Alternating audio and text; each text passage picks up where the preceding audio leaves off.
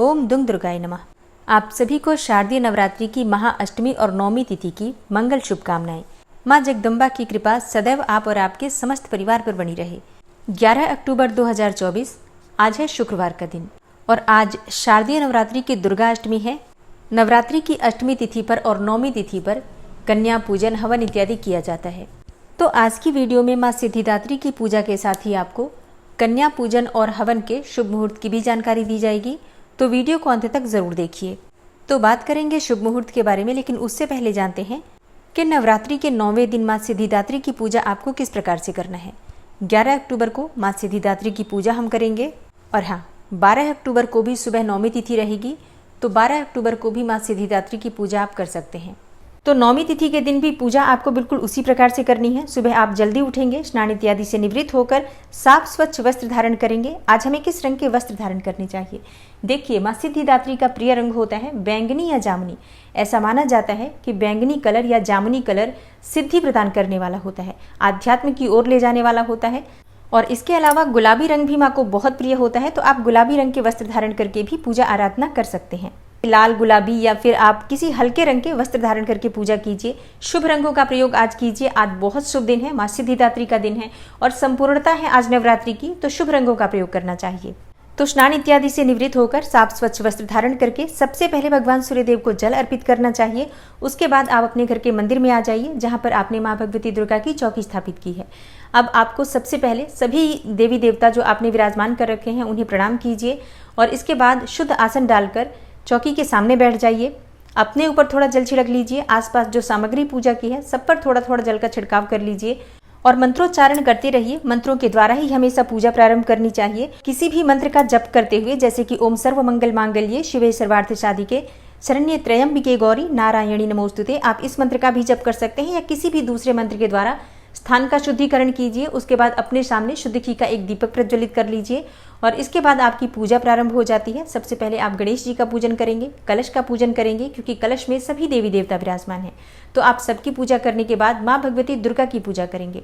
जैसे कि अगर आपने नवग्रह मंडल स्थापित किया है या षोडश मातृका स्थापित की है, तो इन सबकी पूजा आपको पंचोपचार विधि से धूप, दीप, नैवेद्य, अक्षत, पुष्प, ये सभी चीजें अर्पित करके करना है।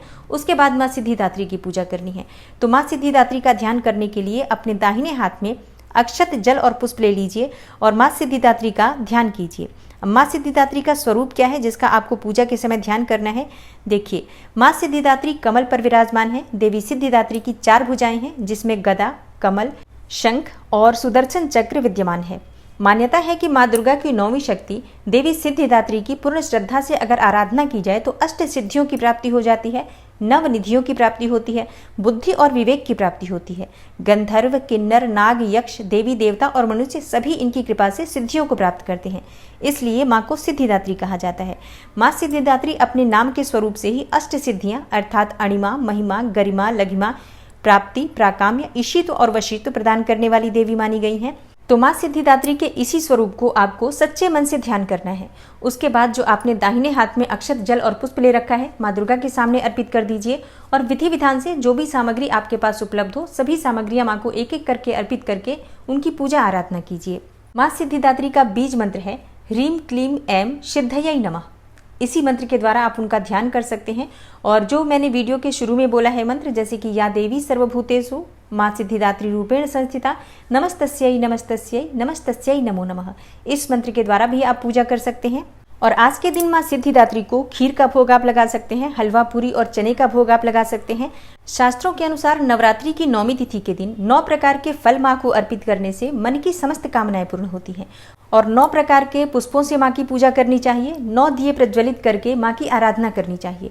तो बहुत महत्वपूर्ण होती है नवरात्रि की 9वीं तिथि। आज के दिन अगर आप इन उपायों को करते हैं तो निश्चित ही आपको मां सिद्धिदात्री की कृपा से समस्त प्रकार की कामनाओं के पूर्ण होने का वरदान प्राप्त होता है। और मां का प्रिय पुष्प है कमल का पुष्प, गुलाब का पुष्प, गुड़हल का पुष्प। इन पुष्पों में से जो भी पुष्प आपके पास उपलब्ध हो मां को अर्पित कीजिए। अगर आप 9 रंग के पुष्प अर्पित कर पाते हैं तो अत्यंत श्रेष्ठ होगा, नहीं तो जो भी पुष्प आपके पास उपलब्ध हो उसी पुष्प को आप 9 की संख्या में मां को अर्पित कीजिए। मतलब 9 पुष्प मां को अर्पित करके उनसे प्रार्थना कीजिए, तो निश्चित ही आपकी कामना पूर्ण होती है।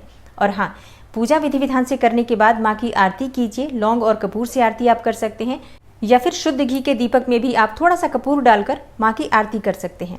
और उसके बाद माँ से क्षमा प्रार्थना कर लीजिए। व्रत में किसी भी प्रकार की भूल चूक हुई हो या नवरात्रि में जो हमने पूजा की है या जो प्रार्थना की है, मंत्र जप इत्यादि किए हैं, तो उसमें किसी भी प्रकार की जाने अनजाने हमसे गलतियां हुई हो या परिवार के किसी भी सदस्य से कोई गलती हुई हो तो माँ से उसके लिए क्षमा प्रार्थना कर लीजिए। और हमेशा आपको माँ दुर्गा की कृपा प्राप्त होती रहे, इसके लिए प्रार्थना कीजिए। मन की जो भी आपकी कामना हो माँ सिद्धिदात्री उसे पूर्ण करें, इसके लिए माँ सिद्धिदात्री से प्रार्थना कीजिए। अब आपकी पूजा जब पूर्ण हो जाती है तो थोड़ा सा जल अपने आसन पर डालकर 2 उंगलियों से अपने मस्तक पर 2 बार लगा लीजिए, जिससे कि इस पूजा का आपको संपूर्ण फल प्राप्त होगा। और अब जानते हैं 11 अक्टूबर के शुभ मुहूर्त के बारे में। देखिए, 11 अक्टूबर को सूर्योदय काल का समय रहेगा सुबह 6:17 पर और सूर्यास्त का समय है शाम को 6:01 पर। नौमी तिथि प्रारंभ हो रही है 11 अक्टूबर को दोपहर में 12:07 पर और नौमी तिथि का समापन होगा 12 अक्टूबर को सुबह 10:58 पर। 11 अक्टूबर को अभिजीत मुहूर्त का समय रहेगा सुबह 11:52 से दोपहर 12:34 तक और ब्रह्म मुहूर्त का समय है सुबह 4:07 से सुबह 5:05 तक। 11 अक्टूबर को अमृत काल का समय है सुबह 6:08 से सुबह 7:41 तक। ये सभी शुभ मुहूर्त हैं जिस समय में आप पूजा आराधना कर सकते हैं, मंत्रों का जप कर सकते हैं, कन्या पूजन भी कर सकते हैं और हवन भी कर सकते हैं। अब एक ऐसा समय जिस समय में आपको कोई भी शुभ काम नहीं करना है वो रहेगा राहु काल का समय, जो कि सुबह 10:30 से दोपहर 12 बजे तक रहेगा। इस 1.5 घंटे के भीतर आपको कोई भी शुभ काम प्रारंभ नहीं करना है, लेकिन अगर आप पहले से कर रहे हैं कोई काम तो बिल्कुल कर सकते हैं, कोई समस्या नहीं है। अच्छा, कन्या पूजन आप ब्रह्म मुहूर्त में भी कर सकते हैं, अभिजीत मुहूर्त में भी कर सकते हैं। इसके अलावा विजय मुहूर्त आपको प्राप्त होगा 2 बजे से दोपहर 2:47 तक।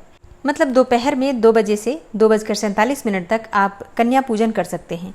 अच्छा, कई भक्तों के प्रश्न आते हैं कि क्या हम शाम को कन्या पूजन नहीं कर सकते?